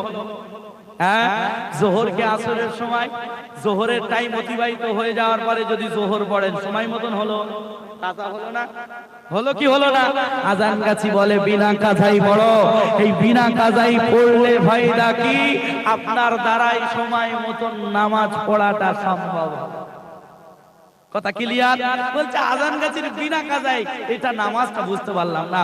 অনেক মাসআলার কিতাবে কাজা নামাজের বর্ণনা আছে। আরে মিয়া, আপনি একটু দেখলেন না কাজা নামাজ? এটা বলার আগে সেখানে কিছু শর্ত দেওয়া আছে। বেহুশ হয়ে গেলে, পাগল হয়ে গেলে, যদি জোহরের ওয়াক্তে আপনি বেহুশ হয়ে যান, আপনার হুঁশ আসছে আসরের সময়, এই যে নামাজটা যে আপনার সময় যে আপনি পেলেন না, বেহুশ হালাতে ছিলেন, এই নামাজটার কাজার কথা বলা হয়েছে। কথা বুঝে আসছে? আপনি সময় মতন সব ঠিক আছে, খেলাধুলায় ব্যস্ত, খরিদ্দার এসেছে, একটু দিয়ে নি, একটা প্যাসেঞ্জার এসেছে, এটা এখান থেকে ওখানে দিয়ে নি, তারপরে নামাজ পড়ব, ইচ্ছাকৃত কাজা করা যাবে? বলুন। তাহলে আজান গাজী রহমাতুল্লাহ আলাইহি বললেন বিনা কাজায় নামাজ। বুঝে এসেছে তো এটা? তারপরে তিনি বললেন নুরানি কোরআনি ওজিফা। নুরানি কেন বললেন? আল্লাহ কোরআনে বলেন, ওয়া কাযালিকা ওয়াহাইনা ইলাইকা রূহাম মিন আমরিনা মা কুনতা তাদরিমাল কিতাবু ওয়ালাল ঈমান ওয়ালাকিন জাআলনাহু নূরা। জোরে বলুন। এই কিতাব শুধু কিতাব না, এটা হলো নূর, আলো। আল্লাহ বলছেন, সেই জন্য আজান গাজী রহমাতুল্লাহ আলাইহি বলে নুরানি কুরআনি, অর্থাৎ এই কোরআন নূর, নূর কোরআন। জোরে বলুন, এটা আলো। আজান গাজী রহমাতুল্লাহ আলাইহি সেই জন্য তার ওজিফা বলতে আমরা অনেকেই মনে করি আজান গাজী আবার কি ওজিফা দিল। প্রত্যেক পীর ও মুর্শিদের আলাদা আলাদা ওজিফা আছে। ওজিফা বলা হয়, গুগলে সার্চ করবেন, যেটা প্রতিবার আসে সামনে, ঘুরে ঘুরে ঘুরে আসে, সেটাকে ওজিফা বলা হয়। যেটা রিপিট হয় সেটার নাম ওজিফা। জেনে রেখে দেন। ওজিফা তিনি কি দিলেন? 5 কালিমা। এটা কি কোরআন সুন্নাহর বাইরে নাকি? কালিমাটা বাইরে নাকি? 5টা কালিমা তিনি দিলেন হাদিসে পাক থেকে এনে। রিসার্চ করলেন। আমি যে বলতে বলতে এত দূরে আসলাম। তিনি আজান গাজী রহমাতুল্লাহ আলাইহি তিনি 1876 খ্রিস্টাব্দে হাক্কানী আঞ্জুমান প্রতিষ্ঠিত করার আগে তিনি অনেক মুশাহাদা মুরাকাবা করেছেন। 22 মুর্শিদের খিদমত করেছেন, 8 মুর্শিদের কাছ থেকে সার্টিফিকেট পেয়েছেন। তিনি 14টা বছর দুনিয়ার মায়া ত্যাগ করে, ভালোবাসা ত্যাগ করে, বিবি থেকে আলাদা হয়ে, পরিবার থেকে আলাদা হয়ে 14টা বছর শুধু কোরআন সুন্নাহ, তিনি যে আলেম মুফতি হয়েছেন। 22 মুর্শিদের থেকে যে খিদমত, যে আলাদা একটা সোহবত পেয়েছেন, যে শিক্ষা পেয়েছেন, সেটাকে সেট করে 14টা বছর কোরআন সুন্নাহ রিসার্চ করে এই রুহের ডেভেলপের জন্য তিনি কোরআন সুন্নাহ থেকে 4টি কথা বার করে আনলেন। কোরআন সুন্নাহ থেকে বাপদাদার কথা নয়। তাহলে কোরআনি ওজিফা, ওজিফার মধ্যে প্রথম পাঠে কালিমা আছে, দ্বিতীয় পাঠে কোরআন আছে, সূরা ফাতিহা, ইখলাস, ফালাক, নাস, দরুদ শরীফ। এই দরুদ শরীফের ব্যাপারে অনেকে অনেক কথা বলে। হাক্কানি দরুদ আবার কোত্থেকে আসলো? আল্লাহ বলেন সাল্লু আলাইহি ওয়া সাল্লিমু তাসলিমা। আল্লাহ বলেন আমার নবীর প্রতি দরুদ পড়ো এবং সালাম পাঠাও যথাযথভাবে। এই দরুদ, এটার অর্থ হলো দোয়া। আপনি দেখবেন প্রত্যেক কিতাব লেখনেওয়ালা যত কিতাব লিখেছেন, যত বড় বড় কিতাব আপনি দেখবেন, সেই কিতাবের শুরুতে মুসান্নিফ নিজের আরবিক দক্ষতা দেখিয়ে নিজের বানানো খুতবাও লিখেছেন, নিজের বানানো দরুদও লিখেছেন। দেখে নেবেন, আমি বাজে কথা বলছি না। আলেম সাবির ভাই জিজ্ঞাসা করবেন, প্রত্যেক মুসান্নিফ নিজের আরবি দক্ষতা দিয়ে নিজের বানানো খুতবা লিখেছেন এবং নিজের বানানো দরুদ লিখেছেন। যে দরুদের মধ্যে আল্লাহর হুকুম সাল্লু আলাইহি ওয়া সাল্লিমু তাসলিমা, আপনি দরুদ পড়ুন না। কিছু ব্যক্তি আসার পরে বলছে এই দরুদটাই পড়তে হবে, এই দরুদটাই পড়তে হবে। জেনে রেখে দেন, এই দরুদ বলতে অনেক ব্যক্তি বলছে যে দরুদ আমার হয়তো মুখস্থ নাই, ওই ব্যক্তিগুলোকে দরুদ থেকে দূরে নিয়ে চলে যাওয়া হচ্ছে। দরুদ বেশি বেশি পড়বে যে নবীজি বলেন কিয়ামতের ময়দানে আমার কাছাকাছি থাকবে সে। দরুদ পড়বো বেশি বেশি, বেশি ঝামেলায় যাব না। সাল্লাল্লাহু আলাইহি ওয়াসাল্লাম, সাল্লাল্লাহু আলাইহি ওয়াসাল্লাম। আল্লাহুম্মা সাল্লি আলা মুহাম্মদ ওয়া আলা আলি মুহাম্মদ কামা সাল্লাইতা আলা ইব্রাহিম ওয়া আলা আলি ইব্রাহিম ইন্নাকা হামিদুম মাজিদ। আল্লাহুম্মা বারিক আলা মুহাম্মদ ওয়া আলা আলি মুহাম্মদ কামা বারাকতা আলা ইব্রাহিম ওয়া আলা আলি ইব্রাহিম ইন্নাকা হামিদুম মাজিদ। এটা পড়ুন, সাল্লাল্লাহু আলাইহি ওয়াসাল্লাম পড়ুন, আল্লাহুম্মা সাল্লি আলা মুহাম্মাদানিন নবিয়্যিল উম্মি ওয়া আলা আলিহি ওয়া সাল্লিম। এটাও পড়ুন। যে দরুদ জানা আছে বেশি বেশি দরুদ পড়ুন, বেশি এর দিকে যাবেন না। হাক্কানি আঞ্জুমান থেকে যে দরুদটা দেওয়া হয়েছে, সেই দরুদের অর্থ যদি আপনি পড়েন না, আপনি নিজে প্রেমিক হয়ে যাবেন। আল্লাহুম্মা সাল্লি ওয়া সাল্লিম, আল্লাহ যে বললেন সাল্লু আলাইহি ওয়া সাল্লিমু। আযান গাজী রাহমাতুল্লাহ আলাইহি তানার আরবিক দক্ষতা দিয়ে তিনি দোয়া লিখলেন আল্লাহুম্মা সাল্লি ওয়া সাল্লিম। এখানে সালাতও আছে, সালামও আছে। জেনে রেখে দেন, আল্লাহর হুকুম সালাত পাঠাও, সালাম পাঠাও। আযান গাজী বলে আল্লাহর বান্দাগুলো জানো আল্লাহর হুকুমটা ঠিক মতন ভাবে নবীর জন্য দরুদটা পাঠাতে পারে। সেই জন্য আল্লাহুম্মা সাল্লি ওয়া সাল্লিম ওয়া বারিক আলা আবদিকার রাসূলিল কারীম রাহমাতাল লিল আলামিন শাফিঈল মুযনিবিন সাইয়্যিদিনা মাওলানা নবিয়্যিনা মুহাম্মদ ওয়া আলা আলিহি ওয়া আহলি বাইতিহি ওয়া আওলাদিহি ওয়া যুররিয়াতিহি ওয়া আজওয়াজিহি ওয়া আসহাবিহি ওয়া আউলিয়াইহি ওয়া উম্মতিহি আজমাইন। নবী থেকে নিয়ে আম্বিয়া পর্যন্ত নবীর সাহাবীদের কথা, নবীর স্ত্রীদের কথা, নবীদের নিজের সন্তানের কথাও, আহলে বায়তের কথাও এই দরুদের মধ্যে আছে। বাড়াবাড়ি করবেন না, দরুদ বেশি বেশি পড়ুন। আপনার যে দরুদ জানা আছে সেই দরুদ পড়ুন, আর এমনটা বলবেন না এই দরুদটাই পড়তেই হবে। আল্লাহ কি ডাইরেক্ট বলেছে? মেনশন করে দিয়েছে সাল্লু আলাইহি ওয়া সাল্লিমু তাসলিমা। যে দোয়ার মধ্যে সালাত থাকবে, সালাম থাকবে, যে দোয়ার মধ্যে দোয়া থাকবে অর্থাৎ দরুদ থাকবে, সালাম থাকবে, সেটা বেশি বেশি পাঠান, নবীর প্রতি দোয়া পাঠান। প্যারে হাজিরিন, আমরা না জেনে বাড়াবাড়ি করব না। আমি নিজের বাস্তবতার কথা বলছি, অনেক বেশি হয়ে গেছে। 3 নাম্বার হালাল রুজি আর তাকওয়া, 4 নাম্বার। এই 4টি কথা কোরআনের বাইরে, হাদিসের বাইরে কেউ বলতে পারবে না। আপনি মানুন, যেখানেই থাকেন না কেন, ভালো থাকবেন, সুস্থ থাকবেন, বাড়াবাড়ি বেশি করবেন না, জেনে বুঝে কথা বলার চেষ্টা করবেন। পারবো তো ইনশাআল্লাহ? আমার কথায় কি কেউ কষ্ট পেলেন নাকি? হ্যাঁ, কষ্ট পেলেন নাকি? আমি তারপরেও অনেক কথা হয়তো উঁচু গলায় বলেছি। আল্লাহর ওয়াস্তে ছোট সন্তান হিসাবে, নাতি হিসাবে, বন্ধু হিসাবে, ভাই হিসাবে ক্ষমা করবেন। ভালো থাকবেন, সুস্থ থাকবেন।